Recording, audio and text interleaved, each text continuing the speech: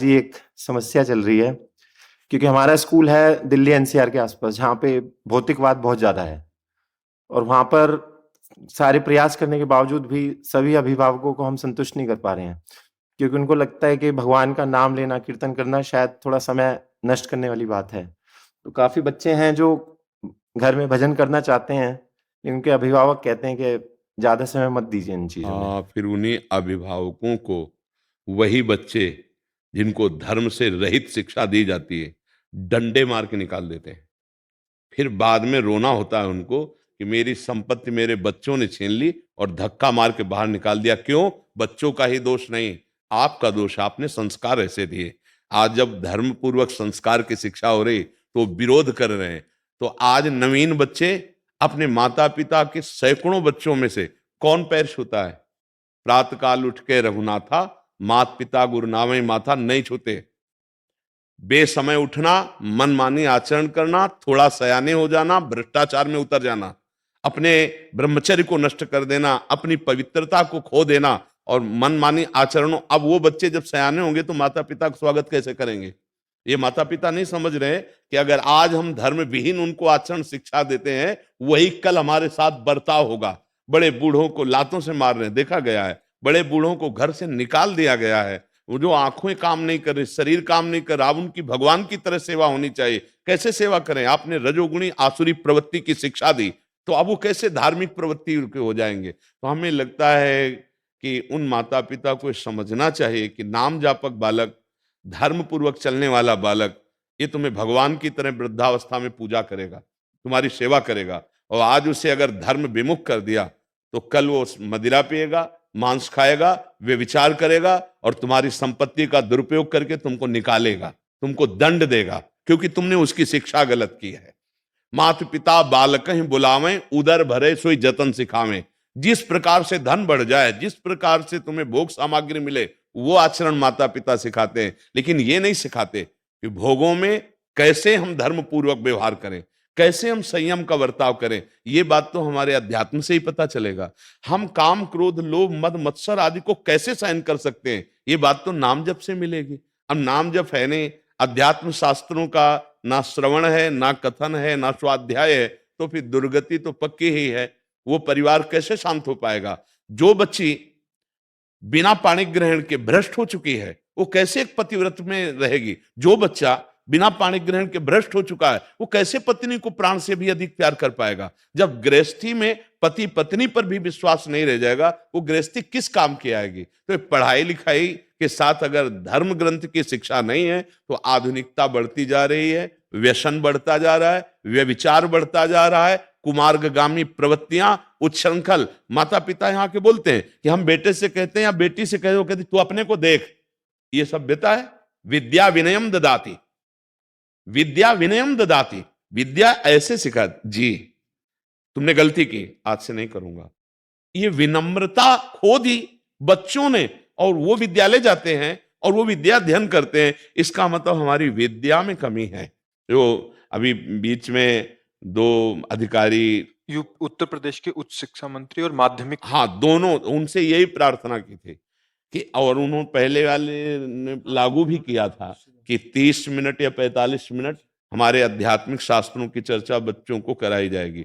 तो होती है। हाँ होते। तो बिना अध्यात्म चर्चा के तो मतलब हमें लगता है जीवन अधूरा ही है। छोटे छोटे बच्चे ऐसे कार्यों से ग्रसित हो रहे हैं जो अपनी जीवनी शक्ति को नष्ट कर रहे हैं। अब हमारे पास आए, जैसे 13 वर्ष का बच्चा है, अब वो गलत चेष्टाओं में बच्चों के साथ गलत क्रियाएं करने लगा।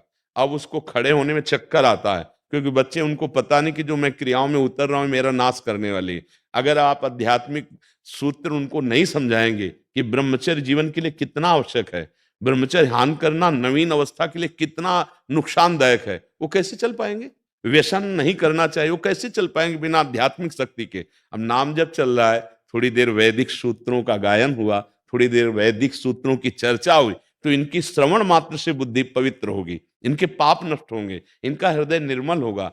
अब माता पिता जो लोग नहीं समझते हैं, कैसे समझाया जा सकता? महर्षि प्रधान ये वृत्ति हो गई है माता पिता में कि ये बड़ा अधिकारी बन जाए या बड़ा आदमी बन जाए, खूब पैसा कमाए और फिर बस यही। अब वो क्या परिणाम समझते नहीं माता पिता। जो वयोवृद्ध माता पिता का आदर नहीं करता है, वो चाहे जितना बड़ा पद में पहुंच जाए, वो कभी सुख शांति को प्राप्त होगा। पर अब उसको ये सिखाया ही नहीं गया ना, संस्कार ही नहीं दिए गए। संस्कार, एक गरीब किसान ने अपने बेटे को बहुत पढ़ाया, हमें कथा नहीं सुना रहे, मतलब स्थिति बता रहे, और वो न्याय विभाग में बड़ा अधिकारी बना। वो अपने मित्रों के साथ बैठे चाय पी रहा था और वो गया, धोती, साधारण जूता, कुर्ता, गांव का किसान, ना वो उठा ना पैर छुआ। तो एक बार तो उसको लगा कि मेरा बेटा फिर, और उससे मित्रों ने पूछा कौन है? उनका हमारे घर का नौकर है। कदम पीछे किए और वापस लौट गया। जब वो गांव गए तो उनका पापा इज्जत बचाने के लिए कहना पड़ा, क्योंकि आप ऐसी पोशाक में गए थे। ऐसे बोले, बस बस बस, हम समझ गए कि हमसे गलती हो गई। हम मेहनत करके जीवन भर कमा कर तुमको ये ज्ञान हुआ कि तुम अपने मित्रों के सामने मुझे कह रहे हो कि मेरे घर का नौकर है। बस बस, हम समझ गए कि हमसे गलती हो गई। तो यही गलती आज जो माता पिता कर रहे हैं, इनको अवश्य फिर वही बच्चे जो उद्दंडता को प्राप्त हो जाते हैं वही दंड देते हैं। मुझे लगता है माता पिता से प्रार्थना है कि आप भी शास्त्र स्वाध्याय कीजिए, आप भी अपने जीवन को संभालिए, क्योंकि जीवन ये कुछ दिनों का है, ये स्थायी जीवन नहीं है। 70 वर्ष, 80 वर्ष, अब जैसे 80 वर्ष लगता है बहुत, अब आपकी आयु कितनी है? 45 साल निकल गए। कैसे निकल गए आपको पता चला? जीवन से 45 साल निकल गए। अब पता नहीं कितने मिनट हमारे जीवन में, कुछ पता नहीं। इसलिए हम ये प्रार्थना करते हैं आपसे कि आप जहां तक हो सके तहां तक विरोध सह के भी, अपमान सह करके भी इन बच्चों के संस्कारों को पुष्ट कीजिए, इनको अलग से इतना परिपक्व कीजिए कि ये बाहर जाकर घर में ना माला से नाम जप करें, पर अंदर अंदर जप लें। ये वहां ना वेद पाठ करें, पर एकांत में धर्म के सूत्रों को समझ लें, तो ये हमारे समाज लायक हो जाएंगे, ये हमारे राष्ट्र की सेवा करने वाले बन जाएंगे। और कभी ये आपको मन से प्रणाम करेंगे कि हमको टीचर ऐसे मिले, गुरुदेव ऐसे मिले, जिन्होंने हमें ऐसा जीवन दिया। माता पिता तो विरुद्ध थे, लेकिन गुरुदेव हमें ऐसे मिले, ऐसे अध्यापक मिले जिन्होंने हमारे अंदर ऐसे संस्कार डाले। तो इसलिए आप निंदा सहकर, अपमान सहकर, अवहेलना सहकर भी अपने सत् कार्य को मत रोकिएगा और खूब धर्म पूर्वक चले, तो भगवान सहयोगी हैं। इनके अंदर, बच्चों के अंदर भगवान बैठे हैं, इनका मंगल हो जाएगा। ये हमारी नई पीढ़ी भारत की, ये उन्नतिशील, धर्मवान और धैर्यवान बन जाएगी। जो आज नाक में गुस्सा है, छोटी छोटी बातों में हिंसा में उतर रहे हैं नौजवान लोग, छोटी छोटी बातों में इतने विक्षेप को प्राप्त हो रहे हैं कि अपने जीवन को नष्ट कर रहे हैं। ये कारण क्या है? अध्यात्म शून्य जीवन। इसलिए आप बिल्कुल हिम्मत मत हारिएगा और धैर्य पूर्वक चलिएगा, और बच्चों को इतना परिपक्व बनाइएगा कि वो वहां घर में जाकर कुछ ऐसा करें ही नहीं जिससे उनका विरोध हो। समझ रहे?